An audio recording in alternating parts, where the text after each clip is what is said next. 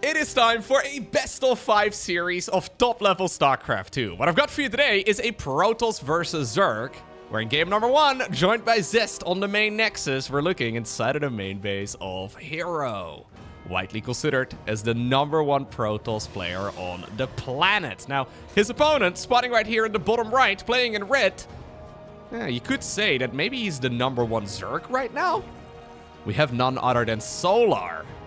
Now, of course, as of me casting this, at the very least, we haven't seen herO play in a little bit, and Solar has been very impressive lately, showing us some of the very best games. But going up against herO is no easy task.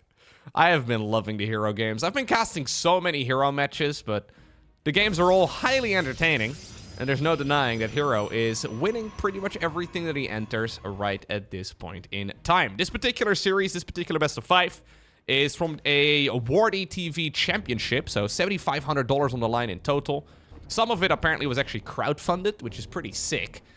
Apparently a lot of, well, maybe even you, putting your own hard-earned cash on the line for StarCraft players to compete over.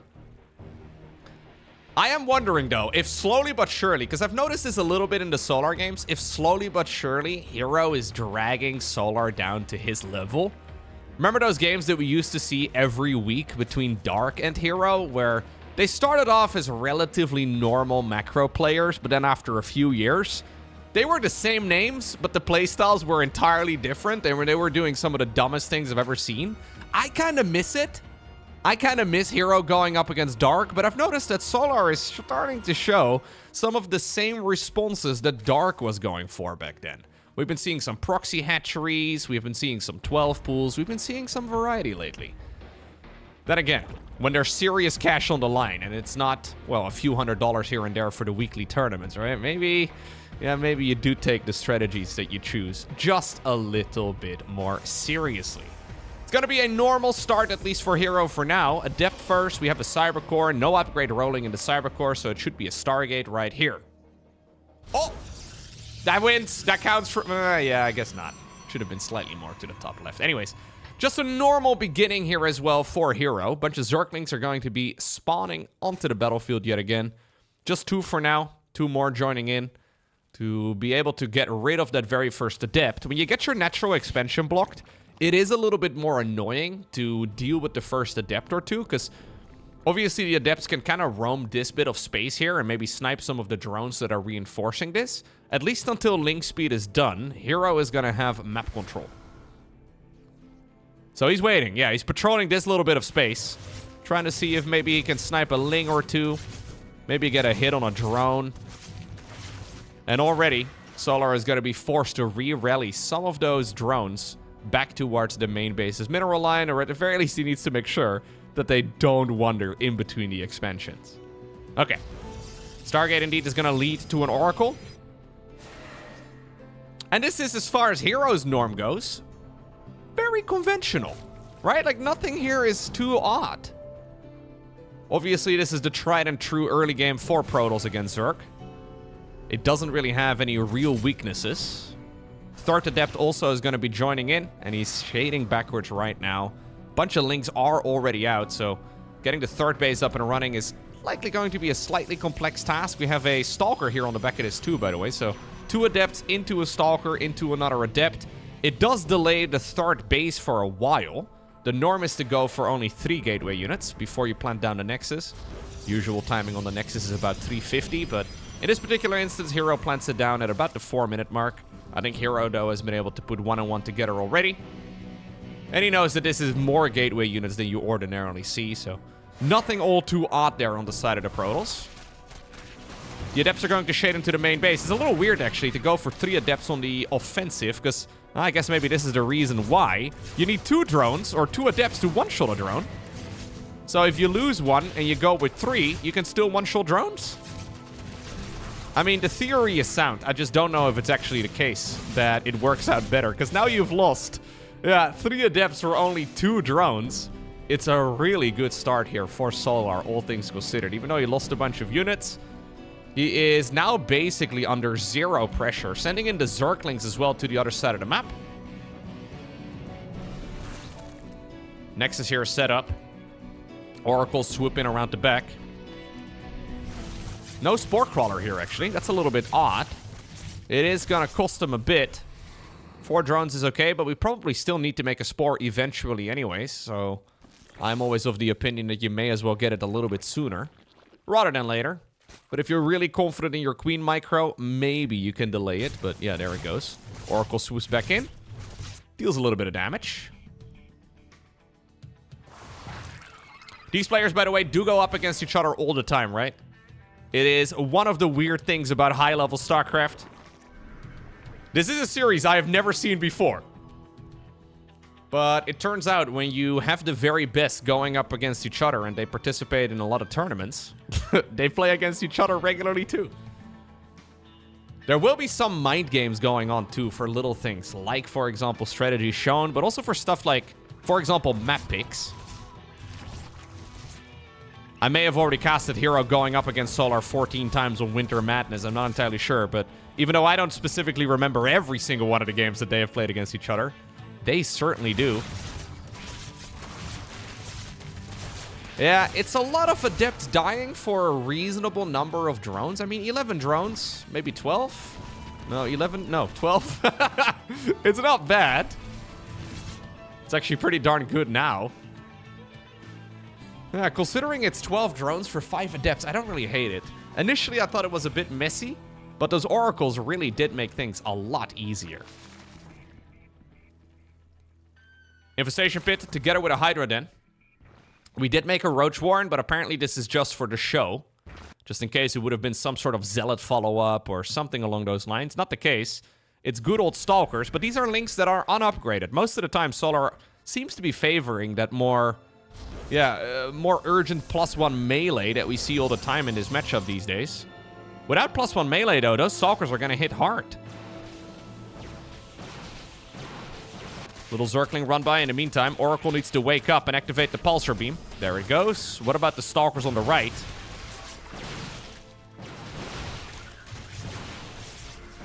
I think as long as the +1 melee here...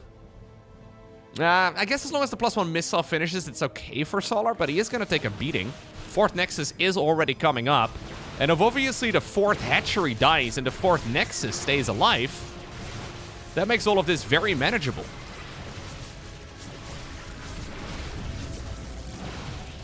That makes the game very good for herO. Yep. And this is one of the reasons why we do see, very frequently, the +1 melee early on for Zerg. It just makes these Stalker pushes so much easier to defend. 4th Nexus is going to finish up Fleet Beacon to celebrate it. I'm assuming this is what rich people do, man. They buy a new house, and then in order to celebrate, they buy a new boat or something. I don't know. Anyways, that's what herO does. Still rubbing it in Solar's face as well, that his economy is kind of a banger, and this is feeling like one of those games where if herO would have actually done like the creators thing, where you just build non-stop Stalkers and then more Stalkers, would it be a win? Honestly, scratch that. Is this right here a win? herO's got a 4th base and the Fleet Beacon on the back of this, but he wins the game with Stalkers. Look, I think that previous game was mostly herO just proving the haters wrong, that he can play a normal game of StarCraft. We see him do all the weird stuff, everything from like a Zealot all-in on 2 bases to a Mothership rush, but that previous game was stock standard, and herO just owned. I wonder if Solar is surprised at all. He's like, wait a second, I thought we were doing... Oh, this is what we're doing instead? Fair enough. And I think that's exactly what makes herO such a scary player. herO is just such a... He's got such a range to his playstyle. Everything from being an absolute clown to being one of the very best macro players on the planet, to then in the next game hitting a supply block because he forgot his 2nd pylon, right? There's a little bit of everything. But when herO is playing well, he looks pretty much unstoppable. And it's exactly that very unpredictable nature that makes him such a monster. You always know what you're going to get from Solar. There are days when Solar feels a little bit more cheesy, but he is hardly the spiciest Zerg player out there. It's always the very stock standard approach. It's the same for example, a Clem. You know what sort of strategy we're going to see from Clem, at least most of the time. It's the same for herO. They're all predictable. herO, well, about as unpredictable as can be. And while he's got the very normal styles, he's once more going for it right here. Maybe this is what we're going to have today. Maybe he's just going to play what we consider to be normal. But, yeah, herO is certainly capable of doing it. Small little switch up here, though, so it's going to be an Adept first. An Adept first, and then into a good old Stalker. Last game, we went Adept into Stalker into Adept.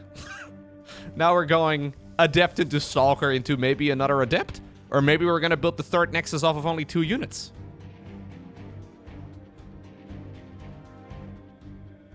Third hatchery coming up here for Solar. I wonder if Solar is going to make any adjustments. He did pull out of gas. So no gas anymore coming in. It means that +1 melee will not be building super early. Ooh, herO actually commits with the first Adept. This is mostly just for scouting purposes, but a drone would be really nice. He's checking out. He will already have picked up on the fact that the gas mining now resumes and that up until this point there wasn't any. One little thing you can actually do here is click on the extractor and see the exact amount of resources mined out of it. So extractor here starts with 2250 gas in total. So herO will have picked up on the fact that there was nothing being hidden. There was nothing too fancy. He's going to be able to do a little bit of gamer math. Now, gamer math is always scary, don't get me wrong. But he was going to be able to do a little bit of math and figure out 99% certain what it is that the Zerg player was going for. Okay. Second Oracle. Third Oracle. Quick third base. This is herO playing so conventional, it's almost a little bit shocking. I'm expecting a Twilight Council and a Forge. There's the Forge. Twilight. Okay, we have the resources for it. Apparently we didn't start it yet. Twilight now? There it is. Yeah. He warped in a couple more Adepts. He will go for what looks like a little bit of aggression together with the Oracles.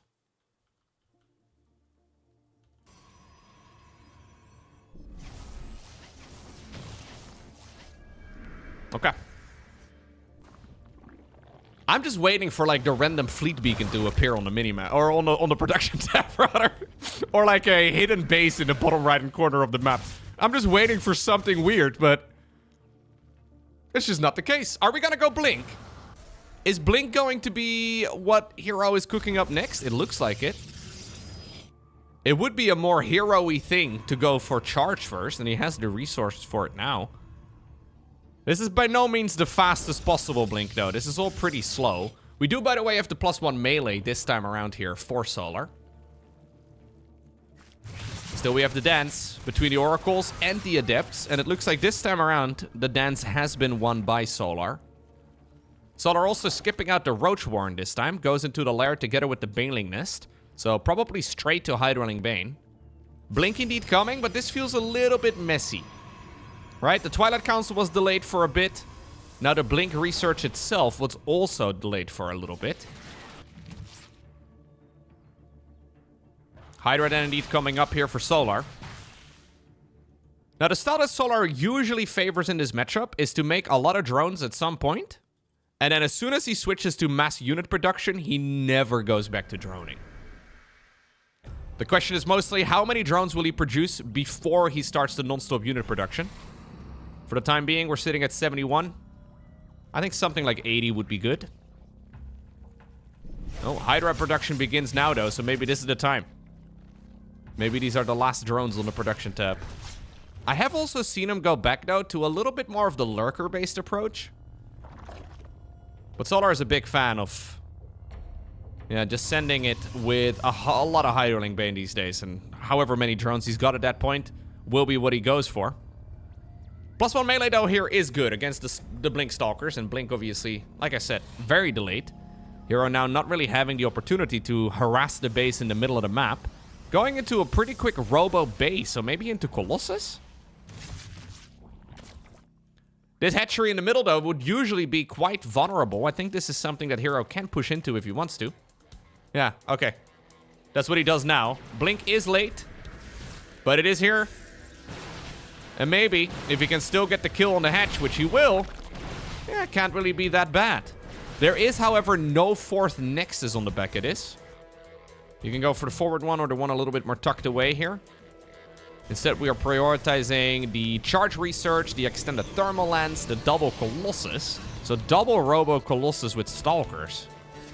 It feels old school, right? Like, this is what we used to see from Protoss players back in, like, 2000 and, like, maybe 11? 2012 or so? It really is not a style that's super common anymore these days. Double Robo Colossus against Zerg. But, hey, when your opponent is playing Hydraling Bane, not such a bad idea. There is a Hive, however, on the back of this. I wonder if this is going to be a Hive mostly for Adrenal Glands. Because we don't have, maybe for Vipers, it would be nice, but we don't have a Lurker Den or anything along those lines here for Solar. And considering Solar, obviously, I mean, he does have this base over here. He's got the 4 bases saturated, but you prefer having 10 gases for Lurker play if you can at all get up to that. Okay, we do have a Lurker Den now. I was wondering about that, because on 3 bases it's hard to play. On 4 bases it's doable. And this is a good map for Lurkers in general, too, because look at how close these bases are. I'm a little bit afraid, though, because the longer that this game goes on right now for herO, the worse it's going to be in my mind. He does have a big power spike just about to hit with charge +2 and then also the extended thermal lens. It's a weird set of upgrades to finish up, but it is going to finish up right around the same time, and it's going to make these Protoss units way better. And it's also right before Vipers and right before Lurkers. So I don't know if herO really planned for this. It seems like the upgrades are just sort of randomly finishing up, but you know what? It is just about perfect. No counter yet for the Colossi. They are going to be dealing so much damage. This base over here is going to get denied. What about the little Zergling run by, though? Trying to go after the 4th. 5th base of the Zerg is going to die. Ling run by into the main base. The Robo facilities themselves are being targeted. Zealots are sacrificing themselves to go after the Banelings. And while the Vipers are out now, where are they? Okay, they've got some energy. Yoink! Is it yoinking time? Yep, yoink it. Just like back in college. There we go. 2 of the Colossi disappear, and that's going to make this army so much weaker. In the meantime, we do also have those Lings. Okay, they got cleaned up in the natural expansion, but a good bit of damage does, well, land inside of that mineral line. Seismic Spine's coming up right now for Solar. And those 2 Vipers, absolutely worth their weight in gold. Without them, I think this would have been GG. Now instead, we end up in a situation where life is way better for the Zerg.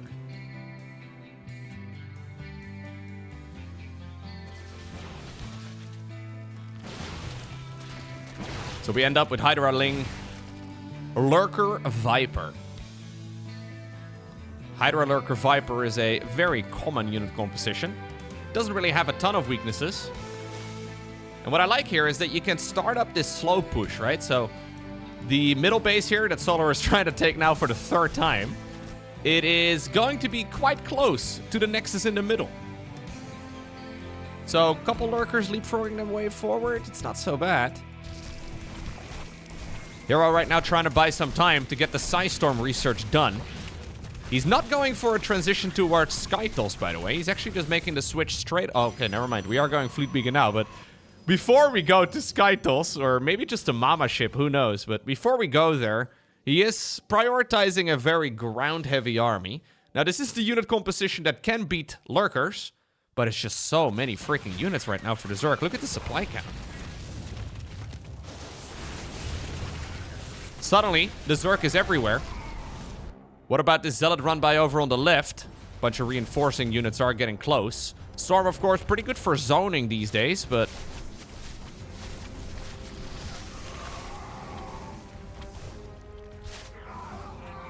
okay. Okay. Good cleanup there by Solar, who knows he can't really let go of this pressure too much. Now, the Storms are pretty sick. This is exactly where that new Storm is so powerful. The problem is, though, just the sheer amount of stuff. And this is the end of the High Templar, meaning that now the Vipers have free reign to go and yoink whatever they like. Still, is this an overextension? Zerg is very split up. This is the entirety of the Protoss army moving in And they are going to be able to clean up most of the Zerg troops, it looks like. But in the meantime, the natural is being overrun. The third base off to the right side has been killed. And I think enough reinforcements will likely be produced here by Solar to stop this push that herO is thinking of doing. Mama ship in the meantime coming up. It is indeed not a SkyToss transition, but just for the mothership. It was a good attempt there by herO. The problem is the Zerg's economy is still pretty much unscathed. And with that many losses on the side of the Protoss, look at this. We even have more resources lost here in total by Protoss than Zerg. And considering Solar has had the income advantage for basically the entirety of this game, this is obviously a phenomenal spot for him to be in. You never look a gift Oracle in the mouth? Or two? I think Solar can just rinse and repeat. Just max out first, rinse and repeat. And try to keep this Protoss economy small. Here we go again. This time around, there's not nearly as many Templar. There's not nearly as many Storms. There is not nearly as many Colossi. There's not nearly as many Immortals. So how in the world are you gonna kill those lurkers? What we do have is Mama. Now, Mama is beautiful. Mama! Oh, we're even yoinking the Immortals now.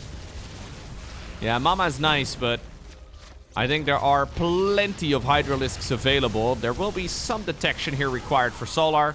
The Time Warp is good, but the Overseer alone is going to be enough to detect everything underneath. And Solar gets a point on the board. Is this nauseating when I follow the probe at ×8? Next up, we find ourselves on the map Old Republic. I've decided to fast forward to minute 2 because everything was extremely normal. And you know what? Yeah, yet again, herO is not mixing things up. Now, he did mix things up in the previous game, but that was a very conservative mix-up. Like, that was more or less a blast from the past type of strategy. Solar showing us why those blast from the past strategies are usually the blast from the past, because even though that was herO trying to counter a build, right? So here's the idea for herO. He expected that Solar was going to go for a Hydraling Bane all-in. And truthfully, Solar has been favoring that style a ton. If it would have been a Hydraling Bane push, and you have 3 ranged Colossi sitting there with a transition to Storm coming up, I mean, for obvious reasons, life is going to be really, really nice for Protoss. But what if your opponent doesn't? What if they choose from any of the other 17 options that Zerg has in the mid-game? Even though Solar tends to lean towards Hydraling Bane, it's not like the only style that he goes for is that specific one. Anyways, we have herO right now in game number 3, blocking the opponent's third base. It will be coming up eventually, but we now have the Adepts in the main trying to be a nuisance. Pylon at the other base also does get cancelled. Yeah, it's a good attempt here by Mr. herO to try and slow things down, but not really too successful. Void Ray first. Okay. Void Ray first is always a little bit finicky. While the unit itself is not as good as an Oracle, it's really good at denying any sort of scouting. There we go. Otto is going to get beamed. And he's going to hunt down whatever he can. Bunch of Zerglings available, but plenty of Adepts nearby to get rid of it. Oracle is going to spawn in just a moment, too. The real advantage of the Void Ray, though, is that you're going to be able to deny any sort of scouting here from the Zerg for a while. Not really until Overseers are out, is when you will get a follow-up scout of the Protoss' main. And that means that Solar now is going to be in the dark. Maybe Dark is not in the game, but you know he's still with us in spirit. It's a beautiful thing, really. Still off, of course, to do his military service over in Korea. He'll probably return at the end of the year. At least his last couple of tweets are indicative that that is indeed the game plan. Either way, Twilight Council is here. Ooh, okay. Good old Glaives. Glaives together with maybe a +1. I mean, it's a little weird to go Glaives in a Forge. Okay, we do go for it. Fair enough. Follow-up here for Solar, though, is the good old nomatized carapace. And this is usually what Solar goes for when he wants to bring the queens across the map. He's already got a little group of queens wandering around there. Apparently, yeah, getting the rest of the queens to join up as well. One control group to find them. One control group to bind them all. And in the darkness, sent inside of Overlord cocoons towards the other side of the map. Okay, I gotta work on that one. Either way, how in the world does this work out, though, against Glaive to Depth openers? I think it'll work out just fine for Solar. There's maybe another one of those rock, paper, scissor type of setups here for herO that doesn't really lead anywhere. Like, it's a good build against loads of Zork strats, but against this, not ideal. He actually sees a bunch of roaches running around right now. Already we have the links coming in. Seeing the roaches come in, though, is really sweet. I believe that's actually the first roach in this entire series. So just getting a glimpse of it is good. But where's the Overlord cocoon? Ah, there we are. Brenda, Karen, and Margaret are here. This is another thing, actually, where the Void Ray is quite nice. Yeah, it's so finicky now to get the units in. You can transfuse, of course, with the queens, but they have to be on creep. Spire on the back of this, by the way. Looks like the Void Ray is gonna sack itself, but Spire on the back of this, and Solar gives up on the push. Solar kills the Void Ray and then gives up on the attack altogether. Now herO is awkwardly standing here with like 20 adepts doing nothing. I don't know if Solar has really seen it. Look at herO. Shading down towards the low ground, trying to see where that army is. Right now, it must be registering indeed that the army went home. Now, apparently, when there's smoke, there's fire. We warp in even more adepts. So we have 26 adepts, 7 minutes into the game. Mutas are going to be joining in a moment. But Mutas, of course, while they will counter this, it's going to get a little bit messy. Do we wall it off? I think we have to wall it off. Too late now. Ooh. I mean, it's so many adepts that they kind of kill everything. Solar wants to make Mutas, but he knows that the Mutas are going to be tickling these units to death. So instead he decides to go for a big batch of roaches. Little Zergling counterattack as well. Full wall off in the natural for herO. Roaches are popping out of the cocoons. Drones are desperately running for their lives. And up until this point, Solar has not lost a single one of those bad boys to the actual adepts themselves. That is until right now. Still, ooh, maybe don't attack your own extractor. Still, this is obviously a very good start to this fight for Solar. Because now the Mutas are popping out. These adepts are not very useful anymore. Stalkers on the back of this, though, is kind of sick. Blink is done. It's just that we don't have that many Stalkers. And I think the Muta numbers are big enough to really contest this already. More and more Stalkers run through the map. Okay. So as the dust settles, herO is doubling down his push with what is now turning into an all-in. And while Mutas are really good for harassment, they're not really good for, well, this sort of base defense. And the Mutas now going across the map. Big investment, though, from Solar, who not just built the Spire, but also built so many of those little flippy flappies. We've already seen the strength of Stalkers earlier. Photon Cannon's coming up. Of course, it's another advantage of having that fort. Double Photon Cannon inside of the main base. Blink Stalker are going to try and chase this down, but I think it's critical here for herO to not let go of the pressure. The proxy gate is up and running. No defense, sadly, here for herO inside of the natural. Stalkers, in the meantime, have to blink backwards as well in the middle of the map. Solar does have about a 10-worker advantage, right? So the more time he can buy, the better this will be for him. This time around, it's also roaches rather than pure Hydra. Hydras deal a lot more damage, but the roaches are far beefier. Okay.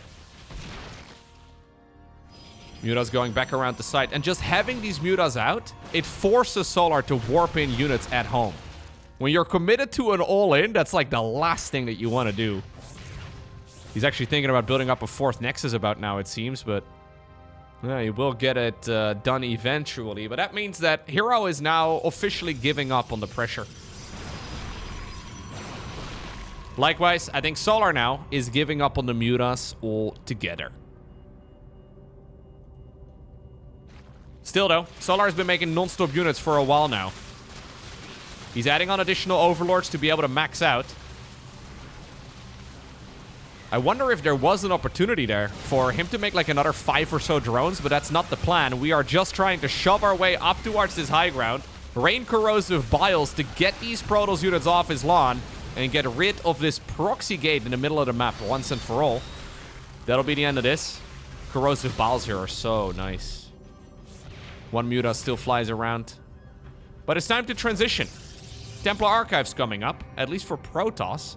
We do not have any sort of transition here for Solar at all, other than, I guess, the Baneling Nest. Baneling Nest is not bad, but it's a lateral step, right? As far as, like, the tech goes. He's not teching up. Instead, we are teching sideways. Going Roach, Ravager, Ling Bane is a bit of a classic unit comp. But against Storm, it may not be ideal. Does mean, though, that herO has to be on point with all of his follow-ups now. And look at the supply count, right? The Roaches are obviously inflating it a little bit, but Roaches are very powerful at this stage in the game. Problem is, if herO now starts investing all of his resources into an upgrade like Psystorm, the actual amount of units that he's got out on the map will really dwindle. At least relative to the amount of stuff for the Zerg. Cancel on the 6 o'clock hatch. Nice and all, but of course this is Solar already on 4 bases for a long time. He's probably going to take this 5th another time around here too. Solar going in for the counter. Still no Storm research here for herO, who's been desperately trying to warp in reinforcements. Although I say that, he does have about 1,000 resources in the bank. Corrosive Biles onto the pylon to shut it down. Archon's dying as well at the front. Okay. Eventually, I think there will be enough here for herO to push all of this back. Although I say that now that the rest of the Zerg army is joining in, and this might be problematic still. Solar has not gone back down to droning in ages. He may have made a Baneling Nest. Yeah, he's researching centrifugal hooks, but he is still not slowing down the unit production. Once upon a time, he had 71 drones. He's lost a bunch, never replaced them. He is just going non-stop aggression, getting a few upgrades along the way. Maybe building up the hatchery so he can transfer drones from the main base, maybe the natural expansion over there too. But this is Solar just all army hotkeying forward now. 4th Nexus at the 12 o'clock position dies. In the meantime, the 5th hatchery on the other side is nearly done. And soon, I think we can go. Oh, Solar apparently rounds up the total to 69 drones. You'll love to see that. Soon we can go, though, for the big Baneling transition. Yeah, most pro gamers are millennials after all. Maybe like elder Gen Zs. Maybe that's what... Anyways, Solar here builds up the Baneling count, and he is going to try and see if he can roll his way to the victory. Yes, we've got a bunch of Archons. They are best to be avoided by the Banes, but at this point, the matter is no longer in herO's hands. He decides to go for the splitties. I mean, the damage here that those Archons are dealing is significant, but I don't think he's got the numbers anymore. And while Roaches are not super common in this matchup lately, they are still pretty darn useful. Another Immortal does not live up to its name. Corrosive Biles flying left, right, and center. Solar grabs the 2-1 lead. Okay, that takes us to the map White Rabbit. herO yet again sending that probe straight across the map to block the natural expansion. Solar forced to take his 3rd base as his very first expo. A little bit annoying, but so far already I think these games are, yeah, very clearly not a big problem here for Solar. He's navigating it all very well. The Mass Stalker build in game number 1, I think, threw him off a little bit. Wasn't even really a proper Mass Stalker build as herO was trying to get that mothership out, but... it's one of the big advantages of getting that +1 melee, right? +1 melee or Roaches is pretty sweet. Really? Okay. Problem now is that, yeah, the Adept is going to show up. So this base is going to be delayed for even longer. He actually decides to commit with the Shade. I find that a little weird. I guess he just wants to maximize damage. Or maybe it's one of those things where you kind of do want to get your opponent's 3rd base eventually. Like, you want to delay the Zerg's 3rd base. It's important that they take one, because 2-base Zerg is annoying to play against, but you don't really want them to take it right when they intend to. You have to be a bit of a bully as a Protoss player. Yeah. I always thought that gamers were the ones getting bullied, but no, apparently not the case anymore. This is what happens when gaming goes mainstream, okay? Now the gamers themselves are becoming the bullies. Can you believe it? Truly seen it all now. A lot of links, though, from Solar here in the earlier stages of this game. And while eventually everything will die, it's been a cost-effective start for herO. Still 6 links remain. Main problem with losing those adepts is now that taking a 3rd Nexus, right? It's going to be a little bit harder.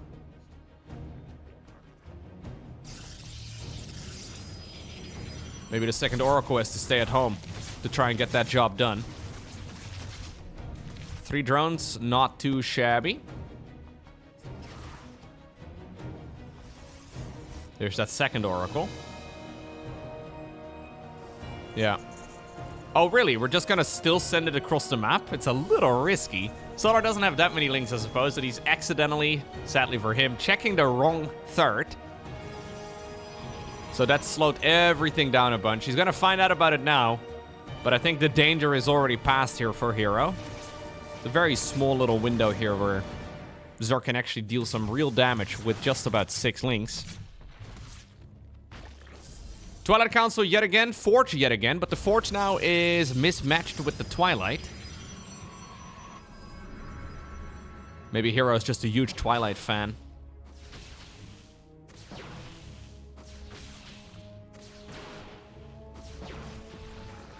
Can't blame him.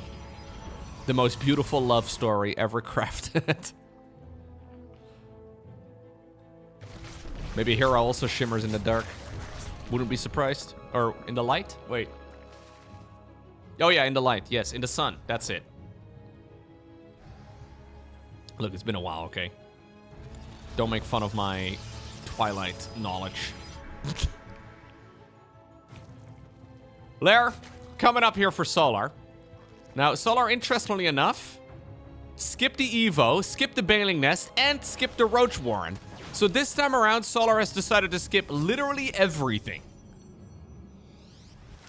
Don't recommend doing it on the ladder. Are we going into a Hydra Den here, Solar? What exactly is the plan? Yeah, it's straight Hydra Den. So, similar to how herO wanted to play Mass Stalker previously, and maybe that's what we're going to see here again, Solar is also playing a mono battles type of approach, where this isn't really leading anywhere, but more Hydras.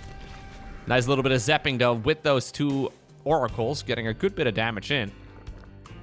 Adept still waiting in the middle of the map. Waiting for their queue to move onto the stage, and they'll probably be hunting down a mineral line or 2. I think the Robo Bay here is real good. Yeah, I think herO has figured out that, okay, so what have you seen? You have seen nothing. No Banelings, no Evos, no Roach Warrens, no anything. So that likely means that it's going to be some sort of Hydra-based push. I think it's, at least against Solar, it feels like a reasonable assessment. There's still technically a lot of other options that Zerg has available where Colossi wouldn't be ideal. But even against weird stuff like Swarm Host or maybe a Night Display, I don't think, against Mutas as well, because you already have the Blink Stalkers, I don't think the Robo Bay play is a bad idea.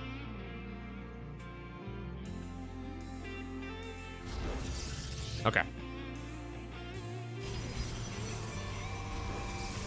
I'm assuming this will go straight into Colossus. And Colossi against Hydras. Oh, we're also going Templar. Okay. Colossi against Hydra. Kinda slap. Yeah, if you want to see a min kill Hydras and Zerglings, wait until the Colossi get into the battle.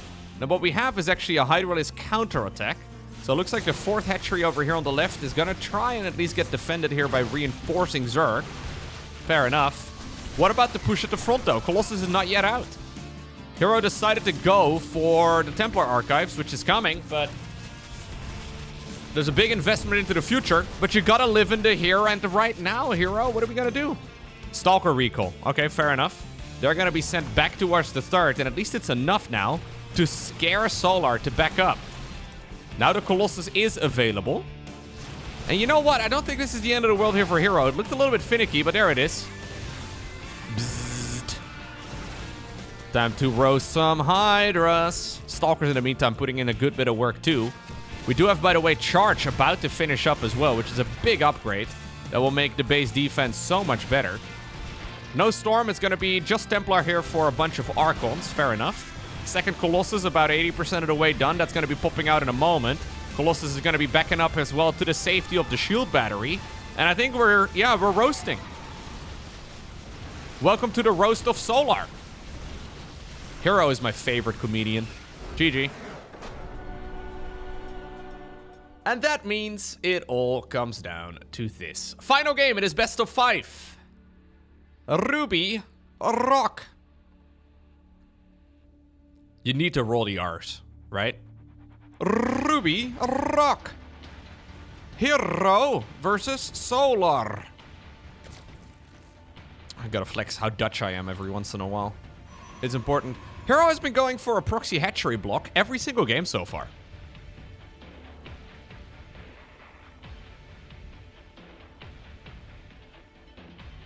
Oop. Not going to happen apparently on the Ruby Rock. Because, yeah, a good old 15 hatch here will get the job done. If Solar would have gone for an Overlord first and then to like a 16 hatch, I think the probe would have been successful.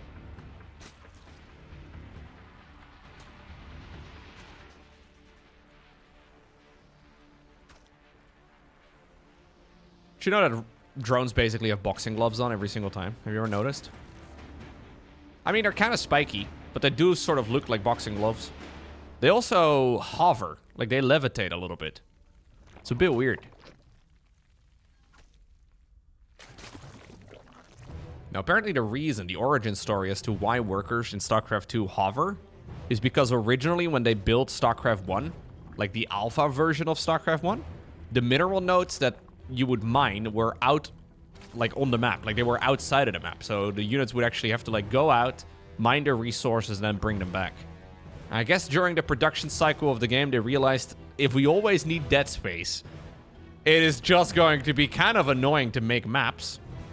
So instead, we'll bring the mineral fields a little bit closer.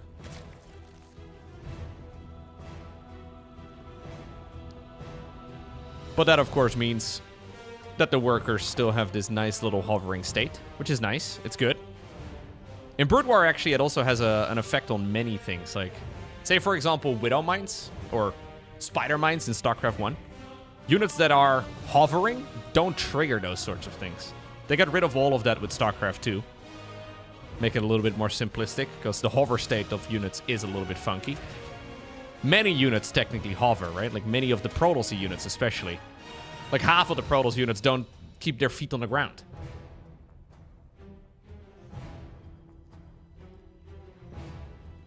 Actually, do you think there's more Protoss units that fly or that hover than there are Protoss units with their feet on the ground?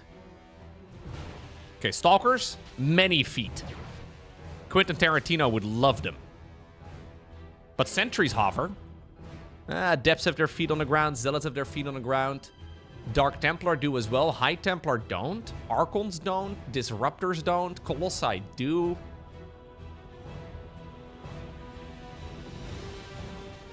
A discussion about feet. This is what happens when you cast too much StarCraft. I think there's more Protoss units that have feet than there are Protoss units that hover. That's what I'm trying to say. I feel like High Templar also could walk. You know, they just choose not to. But who knows? Again, a pretty conventional start here for herO, but this is a conventional start with a little asterisk next to it. Because even though everything is seemingly quite normal, Solar's gonna scout that this is an awfully fast third Nexus. Normal timing would be to build it right about right now, to start building it right about right now. herO cutting many corners to try and get this Nexus down early.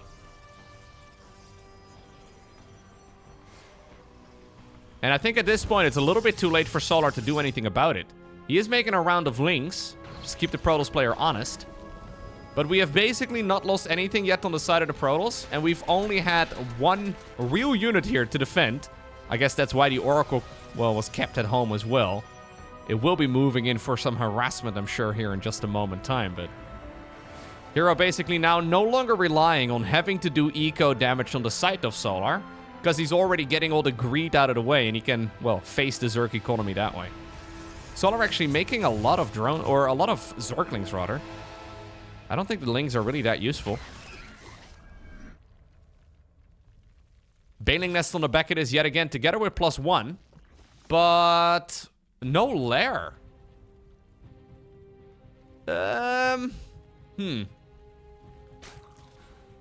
Usually, we see the Baneling Nest to try and counter, say, like an Adept all-in, or like, I don't know, a Zealot all-in, or something along those lines. But I don't think this is going to be a defensive Baneling Nest, or maybe Solar is really concerned.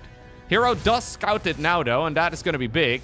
Ooh, that, however, is also absolutely massive. Solar decided not to blink there, and, well, he paid the price. He thought that that Oracle was going to die before it would be able to complete the stasis. A lot of Lings coming up. I think Solar actually is just going to go for a big attack. Like an attack with +1 melee and then Ling Bane. This is too many Lings to really, yeah, be building up and not make use out of. +1 melee, though, when you're waiting for it? It's kind of like any upgrade in StarCraft 2, but when you look at the upgrade, you're like, it's halfway done, I'll start making units now. These type of researches can feel like they take forever. There we go. Solar is going to execute a Baneling bust for all the marbles. Is that what we're going to do? Is that really smart? Well, I think herO is not going to expect it, that's for certain. He actually has the units available to deal with it. I really like this little run-by, though, or at least the attempted run-by. It's going to bring the... At least it should bring the Prism back home. What about the Banelings? No reaction until they are already waddling inside of the mineral line, and now suddenly with that Stalker falling, because the Prism decided to... Well, it got recalled now, but the Prism decided to commit to the counter. We see a load of damage here on the side of the Protoss. Still, the worker losses are kept to a minimum, but what about the Nexus itself? The third base indeed ends up going down. Now we have one little Zergling, or two little Zerglings here, final hitting every single one of those probes, and this is an absolute disaster here for Protoss. Okay. herO decided to be greedy. Solar decided to fight greed with even more greed. Building up a Spinecrawler right now at home as well to defend the counterattack that will be imminent. We have Hydras coming up. We've got Queens with loads of energies for Transfuse here as well. I think this is going exactly according to plan for Solar. Now we even have, okay, a mispositioned Pylon. No Archon on hold position in the Wolof. That means even more units are going to swab into the main base. And the problem is that you really want to be warping in units right now with that Warp Prism at the front. Good movement, though, with that Prism and the... Oh, no, not the Oracle. Good movement with the Zealot, but I think the numbers are just not good enough. Sporecrawler decides to move to the front and burrow underneath. Now the Queens get close as well. It's an absolute disaster. Ling run by 2 to check that indeed the third Nexus was not restarted. And yeah, I think at this point, herO may be on his last legs, or his last hover, depending on the amount of units that he's got here that fly. Oh, I forgot you guys. You guys have many legs as well. Okay. Well, I think that this is pretty much all she wrote here for herO. Solar is not entirely convinced that this game is over yet. He decides to play it very, very defensively. He's been scouting around the map, though, to see if there's any hidden proxy bases or anything along those lines. And he knows that within about 2 minutes, Protoss is gonna run out of juice. Like, they need more minerals. And it's gonna be... I mean, it's gonna be drying up. Another 5 minutes or so, and herO will be completely out. Solar has a 4th hatchery on the back of this. No reason to really risk it and go across the map. Zealots! Zealots have to run from the Banelings. In the meantime, the Hydras are cleaning up everything. Queens in the back as well, doing a little bit of tanking.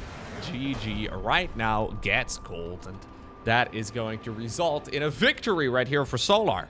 I can't believe he decided to actually just go for a casual +1 melee Baneling bust. Like, Banelings do benefit from +1 melee, +2 melee, +3 as well. Not particularly useful in the main aggression, but I guess he was waiting for the Zerglings there to get the +1 melee. It's a dangerous move, though, because many of the normal builds from Protoss would just straight up counter it, but herO decided to go for something a little bit out there, a little bit weird, and it allowed Solar to pick up the win. GG.